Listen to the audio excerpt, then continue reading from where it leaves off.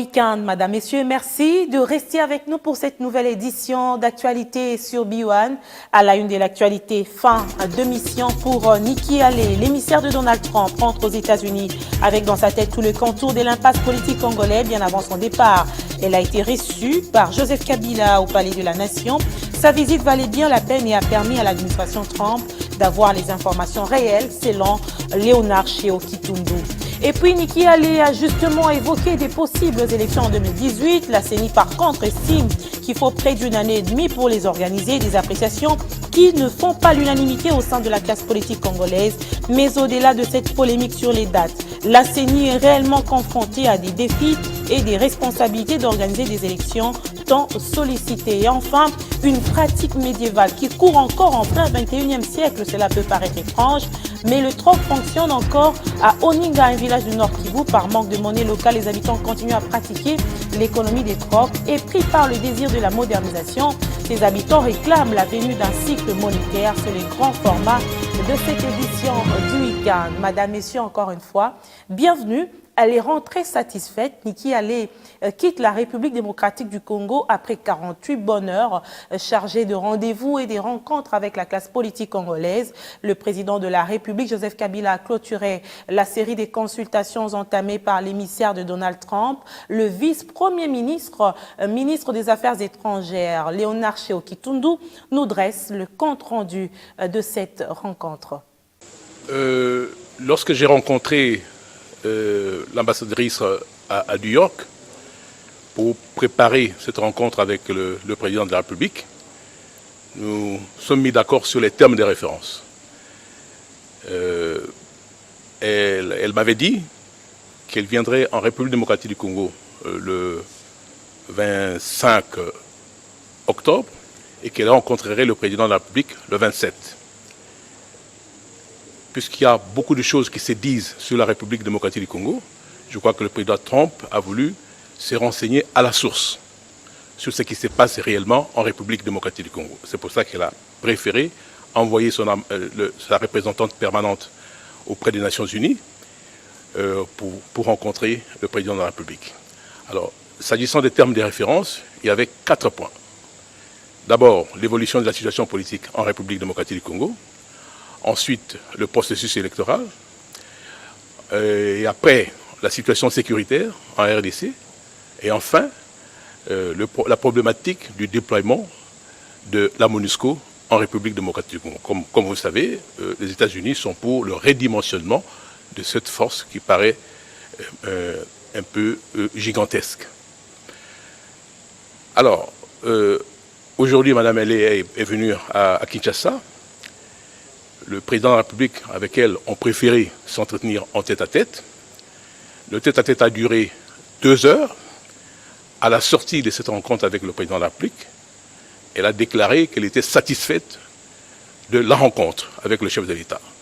Voilà tout ce qu'on peut dire par rapport à cet entretien entre l'envoyé spécial du président Trump auprès du chef de l'État. Et parmi les recommandations de Nikki Haley figure la promulgation de la loi électorale pour des élections dans le délai. Les projecteurs sont tournés à l'Assemblée nationale pour cette loi et celle de la répartition des sièges. Le financement du processus électoral est aussi à mettre dans les lots des défis que doivent relever la Commission électorale nationale indépendante.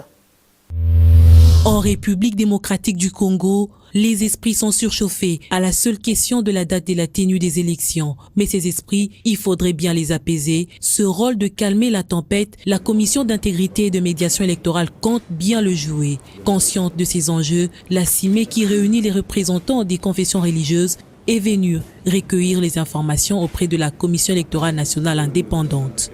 Le calendrier qui va sortir soit un calendrier qui puisse apporter de l'apaisement à tout le monde. Ce n'est pas le moment de souffler sur des braises pour allumer des incendies. Nous n'avons qu'un seul pays. La République démocratique du Congo, c'est notre bien commun. Et les élections, il faut qu'on se le dise, d'abord une question de souveraineté nationale. Et que chaque Congolais doit s'engager à ce que nous ayons des élections qui soient sereines, honnêtes, justes et crédibles, et que le pays survive au-delà des élections. Que les élections ne soient pas un moment d'angoisse, à un moment de trouble, ainsi de suite, mais que ce soit une fête nationale.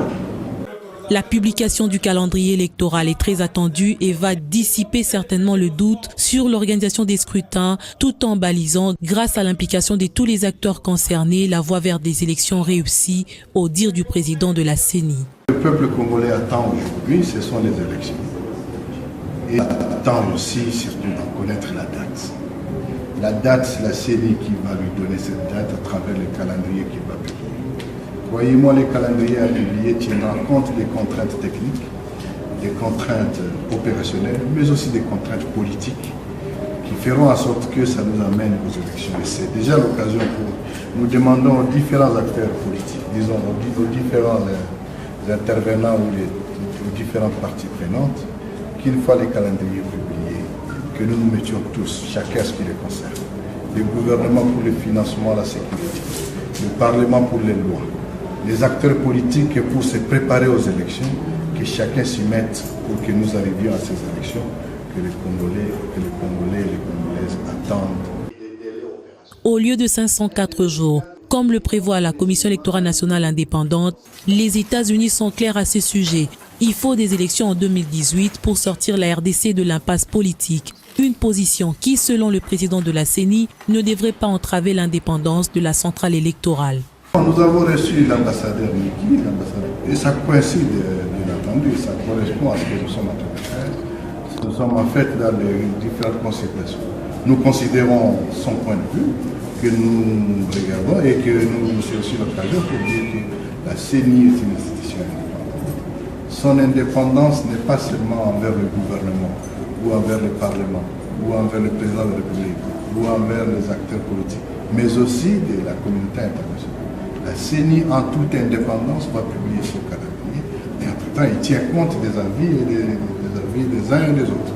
Le financement devrait donc logiquement suivre pour le bon déroulement du processus électoral. Si la loi s'améliore, nous pouvons faire les élections en 2018. On croit que la CENI est dans un camp de ceux qui ne veulent pas bouger les lignes ou quoi. Et elle-même vous ajoute que si vous allez vers ces histoires, elle va s'impliquer pour l'Amérique. Mais je ne sais pas quelle est la notion de ces finances dont on parle. On croit que l'Amérique peut venir avec 500 millions ou quoi. La question des financements n'est pas le seul obstacle. La loi électorale n'a même pas encore pris la direction du Parlement. Un plan devrait être envisagé pour contourner ce retard. Pour l'instant, à ce qui concerne la loi électorale, nous sommes en train d'attendre le projet de loi électorale qui doit venir du gouvernement. Bien sûr, c'est la CENI qui doit déposer au gouvernement et après le gouvernement nous transmet. Donc, à ce jour, nous ne savons pas encore quels sont les amendements et qu'est-ce qu'il y a. Ça peut peut-être être un amendement ou deux. Pourquoi allons-nous faire traîner? Parce que nous tous, nous sommes en train de vouloir qu'on puisse organiser les élections. L'Assemblée nationale ne peut utiliser que de son droit constitutionnel pour poser la question et appeler le gouvernement et leur dire de quoi il s'agit. À cela, nous pouvons aussi activer un autre mécanisme qui est celui de la proposition de loi. L'Assemblée nationale devrait en priorité examiner la loi sur la répartition des sièges pour accélérer le processus. Il reste une loi importante que le Parlement n'a pas encore votée, c'est la loi de répartition des sièges. La loi de répartition des sièges ne dépend pas en amont de l'Assemblée nationale, elle dépend de la liste électorale que la CENI va nous donner. Tant qu'il n'y a pas encore la liste électorale, les députés ne peuvent rien. C'est-à-dire qu'il y a un préalable au-delà de laquelle nous ne pouvons pas aller. Moi, je pense que si la CENI nous amène aujourd'hui même la liste des électeurs, nous serons en mesure de voter cette loi. Si nous terminons cette session sans avoir voté cette loi, nous allons attendre au mois de mars parce que nous serons déjà en vacances parlementaires, à moins qu'on convoque une session extraordinaire. Donc, vous voyez que les retards risquent de s'accumuler. Les calendriers électoraux, le financement, le vote des lois relatives à l'organisation des élections, le retard dans le processus d'enrôlement sont là autant des contraintes auxquelles fait face la centrale électorale pour aboutir à des élections voulues par tous. Les forces armées de la République démocratique du Congo se sont encore affrontées ce samedi avec les rebelles d'ADF en territoire de Beni dans le nord Kivu et selon le capitaine Mak Azukai, porte-parole de l'opération Sukola 1 Nord, les assaillants se sont manifestés autour des positions des FARDC ces derniers temps. Sans donner un quelconque bilan, Mak Azukai rassure que les forces armées de la République démocratique du Congo sont déterminées à bouter hors d'état dénuire tous ces assaillants. Oui, c'est un secret de polichinelle. L'ennemi est très actif ces derniers temps, que ce soit dans le triangle de la mort ou dans les alentours des agglomérations. Et le commandement a décidé de multiplier les patrouilles de reconnaissance et de combat. Ce sont des patrouilles de ruines, ce sont des patrouilles de routine que nous faisons régulièrement pour dissuader l'incursion ennemie dans les agglomérations. Et lorsque nous croisons l'ennemi lors de ces patrouilles, c'est normal qu'on puisse échanger de coups, échanger des tirs. Et ce qui s'est passé hier, c'est que l'ennemi s'est manifesté dans les environs de nos positions de CCL, de PK20, ainsi de suite. Et nos patrouilles ont effectivement échangé des tirs. Il y a eu des accrochages que nous avons enregistrés. Et c'est vrai que la détonation de ces accrochages sont parvenus jusqu'à dans des agglomérations. Nous sommes en train de multiplier des dispositifs pour que les agglomérations, la population singulièrement ne soit pas atteinte par ce que nous faisons comme travail dans le triangle de la mort. La localité d'Oninga en territoire de Walikale, une entité totalement enclavée. Les habitants de ce coin sont considérés comme des délaissés et pratiquent jusqu'au 21e siècle le troc suite à l'absence de la monnaie locale. Les enseignants de l'unique école primaire de la contrée fonctionnant avec le moyen de bord demandent l'intervention du gouvernement congolais pour que cette école soit sauvée de disparition. Je vous propose de suivre le dossier de cette édition du week-end. Toiture en paille, les murs des classes en bout, avec des troncs d'arbres constituant les bancs d'écoliers, des trous partout. Telle est l'image de l'école primaire Oninga, dans la localité portant le même nom, en territoire de Walikale.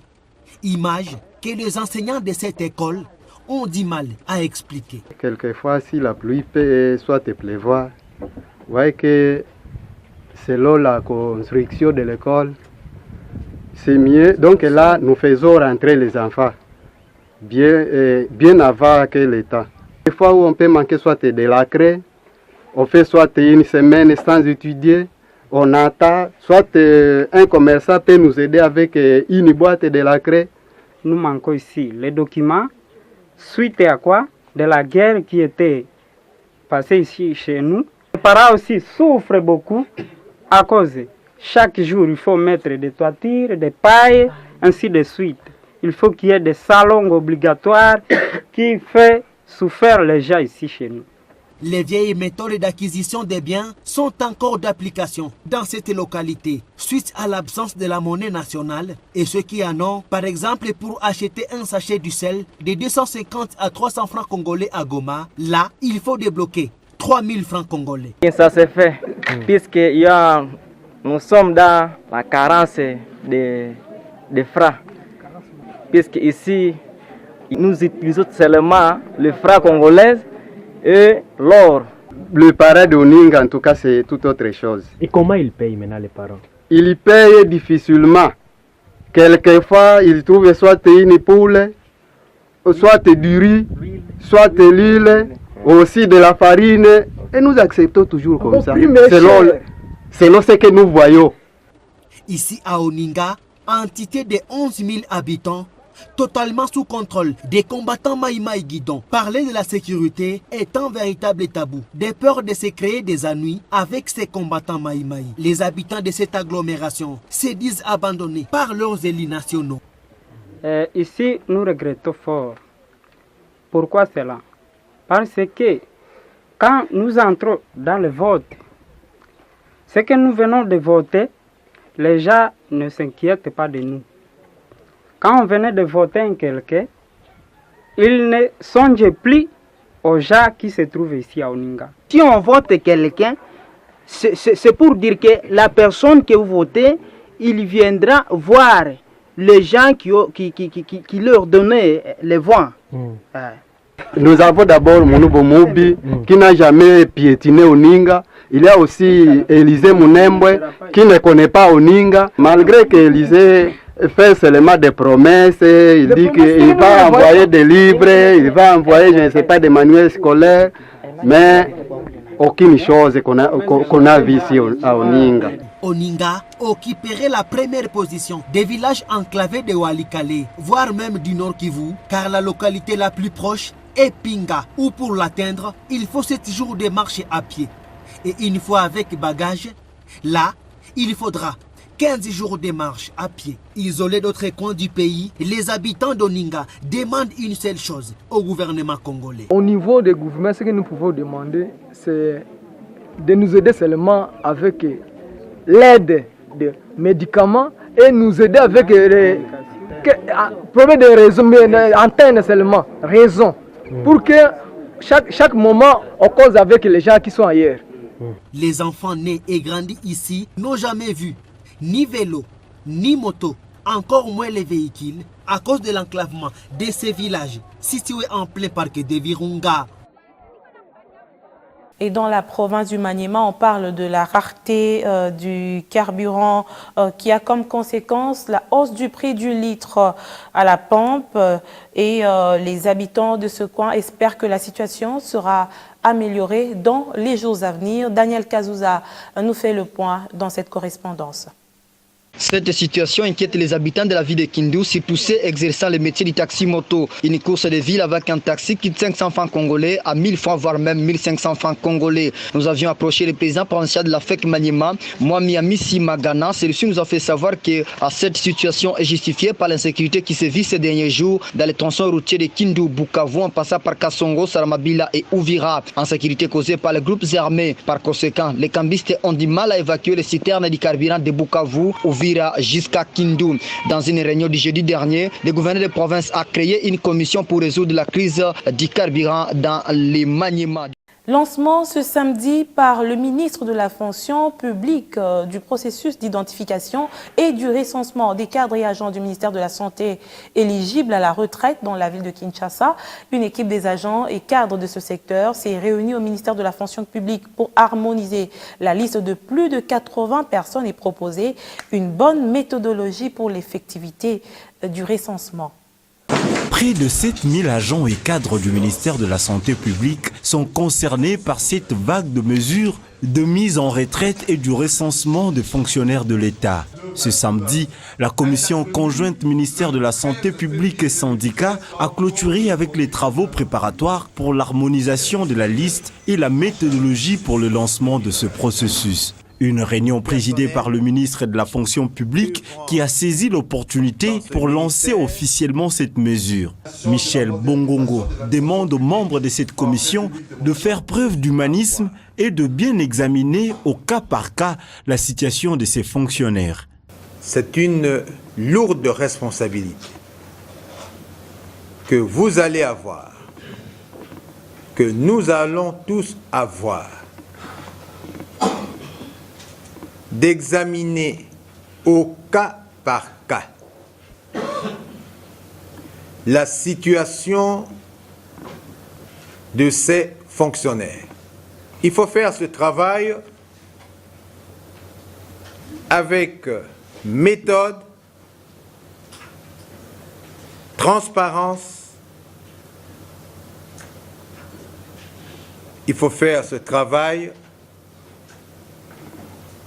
de manière à ce que le personnel de l'État éligible à la retraite puisse être satisfait par le résultat de cet exercice. Pour le ministre de la fonction publique, cette mesure va se faire concomitamment avec l'opération de titularisation et de promotion des agents.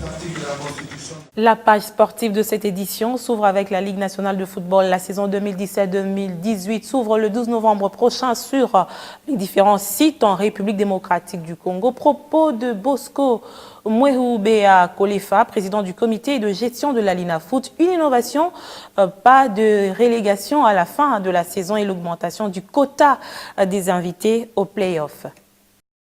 Les championnats de la Ligue nationale de football édition 2017-2018 démarre ce 12 novembre 2017. Parole de Bosco Mwehoubea, président du comité de gestion de la Lina Foot. C'était à l'hôtel Africana Palace de Kinshasa, dans la commune de Lingwala, qu'une série d'échanges avec le club sociétaire que la dite réunion s'est tenue. La date effective, c'est le 12 novembre. Donc vous comprenez, c'est juste un jour après le match que notre équipe nationale va jouer. La formule fait que nous commençons par la phase de poule, repartie en 3 zones. La zone ouest, la zone est et la zone centre-sud. Quelques innovations sont d'actualité, en particulier la non-relégation de clubs pour cette édition et l'augmentation des quotas de clubs devant participer aux play-offs qui passent de 8 à 12 clubs. Si vous faites le total, nous sommes à 11 clubs. Le 5e meilleur classé de la zone centre-sud et la zone ouest sera repêché pour constituer les 12 clubs de la phase des play-offs. J'espère qu'on a compris. Initialement, selon la formule ancienne, plutôt, excusez-moi, 2 montées pour la zone est, 3 la zone centre-sud, ainsi que 3 pour la zone ouest. Cette fois-ci, 4 de la zone centre-sud iront au play-off, 3 de la zone est, ainsi que 4 de la zone ouest. À cela, il faut ajouter le 5e meilleur classé de la zone centre-sud et la zone ouest pour faire un total de 12 pour les playoffs. La satisfaction de représentants de clubs était visible parce que leurs préoccupations ont été prises en compte dans cette décision. La nouvelle saison de la Lina Foot s'annonce avec le réagement dans les QG des clubs de football du pays. Il s'appelle Hassan Abdallah. Il est le nouveau président de coordination du Daring Club Motema Pembe, élu à l'issue de l'Assemblée générale élective de cette formation sportive. Ce nouveau président sera secondé par José Madjekou comme secrétaire général et Donna Moutang au rang du président DSMP Junior. Voici comment ça va se passer. Reporté à maintes reprises, l'Assemblée générale élective du Daring Club Motema Pembe était finalement tenue le jeudi dernier. Le nouveau comité des teams verts et blancs de la capitale congolaise, avec comme président de coordination Hassan Abdallah et José Madjekou comme secrétaire général, a plusieurs défis à relever, notamment celui de gagner la Ligue nationale de football. Premier objectif nangai que club aza na terrain ya moko bas stade comme ça au bandikuna et sur souhait na biso nyonso que équipe à côté même CAF même Champions League. Alors pour lelo kaka oyo et après na sali ba plan nyonso na ko pesa yo et puis mais il faut que ba supporter aibi que les supporters ont carburant à l'équipe. Il y a club news. Son supporter et l'autre côté. Amos Mbayo Kitenge, président de la grande commission des supporters, se dit fier et appelle tous les immaculés à soutenir ce nouveau comité car les Daring unis est imbattable. Daring unis est imbattable. Ça fait plus de 2 ans qu'on n'avait pas un comité. Aujourd'hui, on vient de mettre un comité en place. C'était le choix des Daringmen. Ce sont les Daringmen qui ont parlé, qui ont voté. Donc pour nous, c'est la plus grande victoire et nous allons bien aborder les championnats parce que cette fois-ci, nous avons un comité responsable. À un certain moment, on voulait aménager les choses, mais les électeurs ont demandé la démocratie. On est passé à la démocratie, mais dans la plus grande famille de DSMP, on a trouvé une solution palliative pour que tous les candidats puissent se retrouver au sein du comité. Notre fierté est qu'aujourd'hui, nous sortons de la salle comblée avec un comité responsable, c'est tout. Autrefois conseiller de cette formation, Jérôme Tango était élu comme trésorier général du DSMP. fin de cette édition. Madame, Messieurs, merci de nous avoir suivis. Je vous retrouve demain pour la rétrospective de la semaine.